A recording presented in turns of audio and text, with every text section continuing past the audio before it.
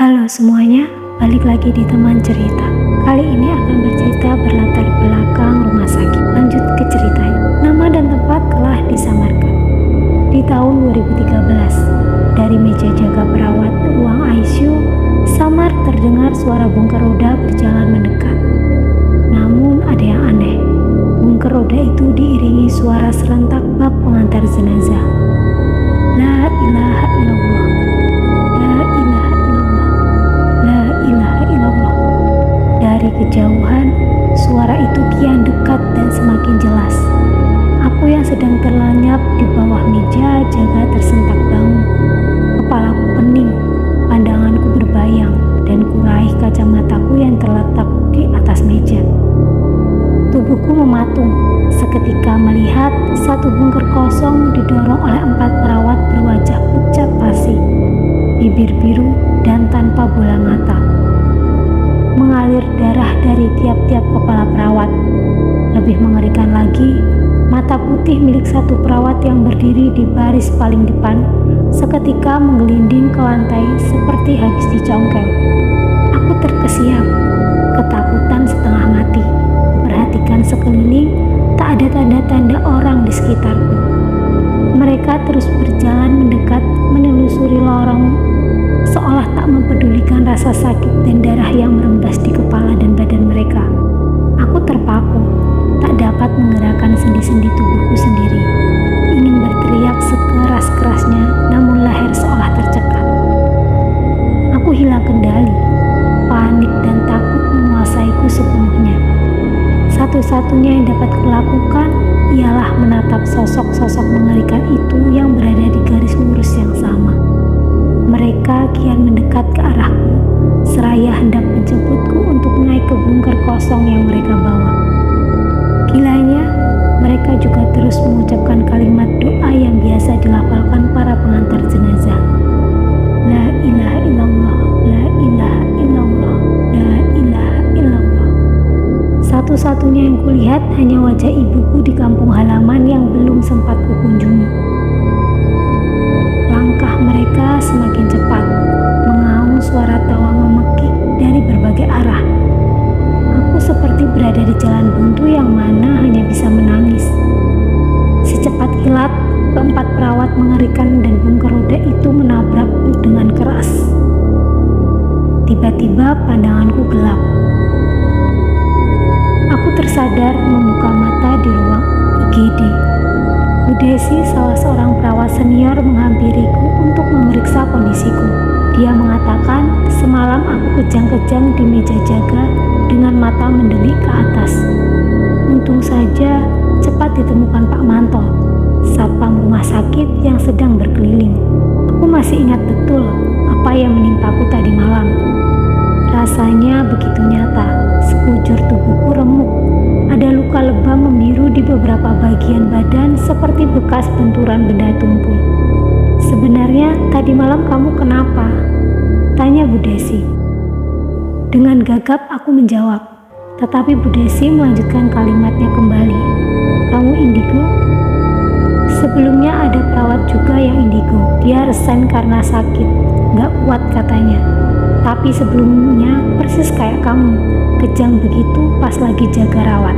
Aku menggeleng pelan, menyangkalnya. Entah mengapa aku tidak suka dengan merasa tidak pantas mendapatkan predikat sebagai anak indigo.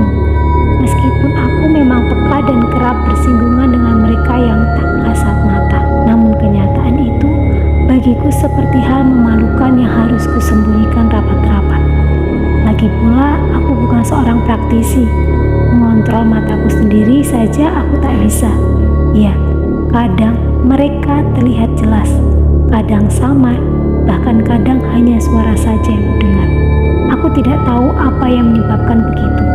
Namun yang pasti, sejak aku menstruasi pertama sampai saat ini usiaku menginjak ke 24 tahun, aku masih belum bisa terbiasa dengan keberadaan mereka di sekitar. Rasanya seperti aku bisa saja mati jantungan sewaktu-waktu. Aku memang terhitung baru menjadi perawat di rumah sakit ini. Sebelumnya, aku hanya berani bekerja menjadi perawat di sebuah klinik kecil tak jauh dari rumah. Ya, kepekaanku terhadap mereka menjadi alasanku memilih bekerja di klinik. Bagiku, kala itu rumah sakit seperti tempat penyiksaan mental. Bagi kalian yang bekerja di rumah sakit, pasti setuju kalau shift malam menjadi tantangan tersendiri.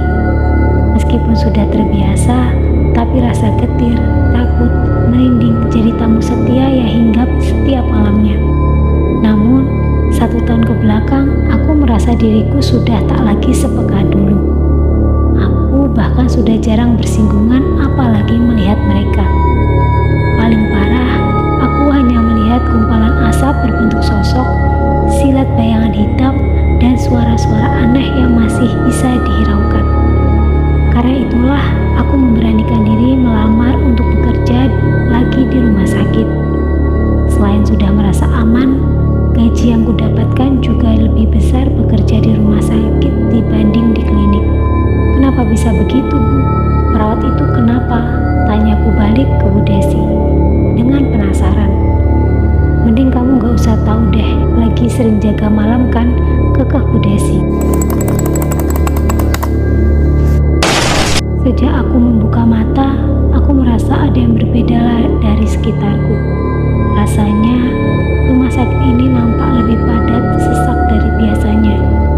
Banyak lalu lalang melintas, wajah-wajah perawat dan dokter yang tak kukenali. Ada apa di rumah sakit ini? Tak terlalu kupikirkan mengenai peristiwa tempo hari. Kadangkala, sakit juga bisa merenggut alam sadar dan membuat kita berhalusinasi. Jadi kusimpulkan saat itu aku hanya sedang tidak sehat. Sekarang, aku mendapat giliran jaga di IGD. Baru saja seluruh pasien IGD ditransfer ke kamar rawat, jadi IGD malam ini tampak sepi. Hanya tersisa 1 pasien koma yang masih menunggu pihak keluarganya tiba. Suara sirena ambulan berbunyi nyaring memecah hening malam. Ramai sentakan langkah para perawat sigap menghampiri membawa ban ke roda. Tari, rekan perawatku menyiapkan 1 tempat tidur di IGD. Aku ikut membantu. Ada pasien darurat apa, Tar? Kok tumben gak ada info dulu ke IGD kalau mau ada pasien dari ambulans kita, ujarku. Tari tak menjawab, namun raut wajahnya tampak begitu serius. Tak lama, suara bongkar roda terdengar mendekat. Rombongan para perawat dan 1 dokter membuatku tersisih menepi. Kuperhatikan mereka, tak ada satupun yang kukenal kecuali Tari. Yang lainnya tampak asing. Pacemaker atau alat pacu jantung digunakan untuk memompa detak pasien yang tengah kritis. Tubuh pasien itu bersimbah darah di bagian kepala dan badan. Kutebak, dia pasien kecelakaan. Situasi ini tak lazim. Selaku perawat jaga IGD, aku harusnya mendapatkan informasi terkait pasien lebih awal dibanding para perawat lain.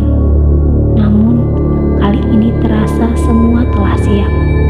Bahkan Tari pun menjadi bagian dari mereka. Aku satu-satunya perawat di antara mereka yang kebingungan sendiri. Mesin elektrokardiogram berdecit panjang menandakan bahwa detak jantung pasien telah terhenti. Pasien dinyatakan meninggal dunia. Terdapat perubahan raut wajah jelas di tiap-tiap dari mereka. Para perawat dan dokter itu tampak panik. Mereka gelisah, ketakutan, hingga para perawat tiba-tiba berhamburan lari meninggalkan IGD. Seperti tengah terancam hal yang mengerikan. Aku semakin bingung ketika Tari ikut lari meninggalkan ruang IGD dengan gemetar. Ini kenapa? Dok, ini kenapa? Ada apa? Tanyaku pada dokter. Satu-satunya orang yang tersisa di ruang IGD. DE nuntut balas, ucapnya singkat. Rahang dokter itu mengeras. Tatapannya berubah tajam, namun terasa kosong mengawang. Dokter itu berbalik badan. Dan betapa terkejutnya aku kalau melihat dokter itu berjalan dengan kepala bagian belakang pecah dan punggung yang bercucuran darah ke lantai. Aku hendak mendekat untuk memberitahu, namun baru beberapa langkah berjalan, dokter itu seketika menoleh pelan dan kulihat wajahnya hancur, penuh luka basah seperti habis tersarut aspal. Sontak aku terkesiap, jantungku terasa mengelinding entah kemana, ingin berteriak berteriak, namun tenggorokanku tercekat seketika. Kaki-kakiku gemetar, bukan main. "Sus, tolong sus, sakit." Terdengar suara memanggil dan merintih dari tempat pasien meninggal tadi. Aku ketakutan setengah mati sampai menangis. Nafasku tersengal-sengal. "Sus, tolong sus." Dengan sisa-sisa tenaga yang kupunya, aku berjalan pelan memeriksa sumber suara. Mataku menyisir tiap-tiap tirai tempat tidur kosong secara perlahan, sembari mempersiapkan keberanian dalam diri. Hingga tiba di tirai pembatas tempat pasien itu berada. Aku hanya berani menilik separuh dengan sedikit memiringkan kepala. Pasien itu duduk bersandar di atas ranjang. "Sus, tolong sus, kepala saya putus." Dia mencengkram rambut dan entah bagaimana bisa menarik kepalanya sampai terangkat memisah dengan badannya. Kakiku melemas. Sudah tak sanggup lagi menopang tubuh hingga roboh ke lantai. Aku memejamkan mata dan kedua tanganku menutup telinga sembari berharap ada yang datang menolong. Ratih, kamu kenapa, Ratih?" Suara tari dan tepukan tangan membuatku berani membuka mata. "Tar, pasien itu Tar." Aku menunjuk ke tempat tidur pasien tadi. "Pasien apa? Mana pasiennya?" ujar Tari. "Gak ada pasien lagi, Ratih," jelasnya. Itu tadi tadi di..." Kalimatku terhenti ketika melihat tempat tidur rawat tempat pasien tadi berada masih tertata rapi seperti semula. Gak mungkin. Tadi kamu ikut tindakan Tar sama dokter. Ngaco, wong aku habis makan di depan, bantah Tari. Belum hilang gemetar di badan dan kaki-kaki yang melemas. Rasanya peristiwa tadi benar-benar nyata, bukan halusinasi ataupun bermimpi. Tapi bagaimana bisa, hari-hari setelahnya aku nyaris tak bisa membedakan mana manusia, mana bukan. Mereka semua berwajah pucat. Rumah sakit tampak pada sesak. Tak jarang ada pula yang menampilkan rupa mengerikan. Perawat mengerikan yang menusuk-nusuk lehernya sendiri dengan jarum suntik. Perempuan yang menarik kaki dari kolong bunker rawat inap. Hingga yang paling fenomenal, aku melihat sosok yang fenomenal di rumah sakit ini. Pria yang sedang mencari jasadnya sendiri. Sudah lebih dari 5 jam kuperhatikan bapak itu duduk di lorong ruang tunggu sampai tengah malam begini. Entah apa yang ditunggu, dia hanya duduk terdiam sembari menatap lurus tanpa memperdulikan sekitar. Merasa iba, aku pun menghampirinya. "Pak, dari tadi saya lihat bapak di sini saja. Lagi nunggu apa, Pak?" Bapak yang kusapa tak menjawab, bahkan melirik pun tidak. Bulu romaku seketika meremang, senyap dan dinginku lorong seketika menusuk hingga ke tulang. "Pak, mending pulang dulu. Dokter juga nggak ada yang visit jam segini. Dari jam besuknya baru besok siang. Mau sampai kapan bapak di sini?" "Sampai kutemukan di mana jasadku." Darah seketika merembas ke leher, perut dan kepala bagian belakang. Lagi dan lagi, wajah pria itu hancur seperti tersarut aspal, persis dengan sosok kepala putus yang aku lihat di IGD tadi. Aku gemetar dan aku tak ingat apa-apa lagi setelahnya. Rasanya waktu itu seperti ada sosok yang membekapku dari belakang hingga aku sesak nafas dan pingsan. Sementara cerita lain datang dari satpam pada hari yang berbeda. Kala itu pukul 1 dini hari. Lalu lalang rumah sakit memasuki waktu paling tenang. Lorong-lorong tampak sepi, sunyi ditambah gemericik gerimis yang membuat hawa malam itu terasa dingin menusuk kulit. Salah seorang satpam yang tengah berjaga di pos persimpangan antara lorong menuju kamar rawat dan lorong menuju laboratorium mendapati dari kejauhan ada seorang pria paruh baya berjalan pincang mendekat ke arahnya. Kian dekat, kian jelas, pria itu tampak basah kuyup. Kehujanan, pikir satpam itu. Wajahnya pucat pasi, pandangannya kosong lurus ke depan melewati satpam tersebut. Begitu saja tanpa menoleh. Padahal bapak satpam yang berjaga sudah melempar senyum sapa. Merasa tak dihiraukan, satpam pun menegur pria tersebut. "Mau kemana, Pak?" Pria setengah berubah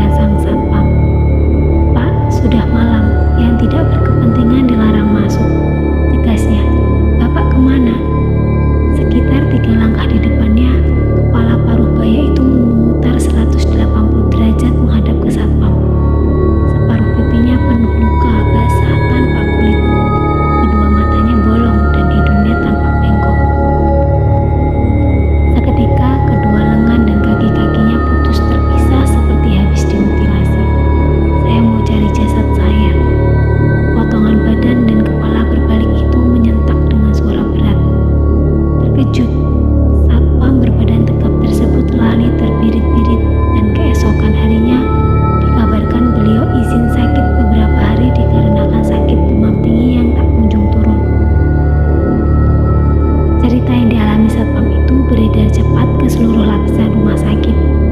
Bahkan aku mendengar ragam cerita mengerikan yang ikut menguap ke permukaan terkait cerita kelam rumah sakit ini. Aku merinding ketika mengetahui ciri-ciri makhluk pria parubaya yang disebutkan satpam tersebut amat serupa dengan ciri-ciri pria korban kecelakaan yang aku lihat di IGD dan tempo hari aku lihat. Hari-hari berikutnya banyak teror mengerikan yang terjadi di rumah sakit ini. Bukan hanya dialami oleh tenaga medis, tapi juga pasien yang mengaku melihat perawat dan dokter berwajah hancur mengantarkan obat ke kamar rawat inap mereka kala tengah malam. Bahkan ada juga pasien yang mendaftarkan diri sebagai pasien dari nama dokter yang sudah lama meninggal. Pasien tersebut mengaku minggu lalu telah ditangani dokter tersebut hingga dia mendapatkan jadwal kontrol di minggu berikutnya. Namun, ketika dikonfirmasi, dokter atas nama yang dimaksud telah lama meninggal karena serangan jantung saat bertugas malam di rumah sakit tersebut. Perihal parubaya yang kutemui, beredar kisah bahwa beberapa tahun lalu memang ada korban kecelakaan yang dialami pria berciri-ciri serupa. Pria itu meninggal ketika sedang dalam penanganan. Namun, pasien tersebut tidak memiliki identitas yang jelas dan sanak keluarga yang diketahui. Konon, mayit pria tersebut dijadikan mahal